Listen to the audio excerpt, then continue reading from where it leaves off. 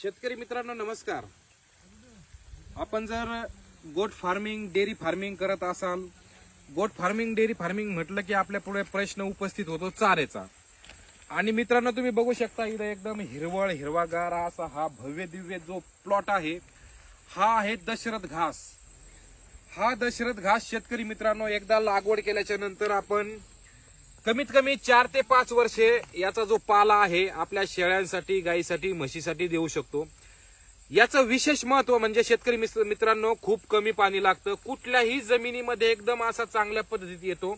आणि आपल्या शेळ्यांनी, पशूंनी, जनावरांनी कितीही प्रमाणात जरी हा घास खाल्ला तर ह्या घासापासून कुठलाही साईड इफेक्ट होत नाही. तर अशा पद्धतीत हा दशरथ घास आहे. याची लागवड आपण 12 महिन्यात केव्हाही करू शकतो. याच्यावर बीज प्रोसिजर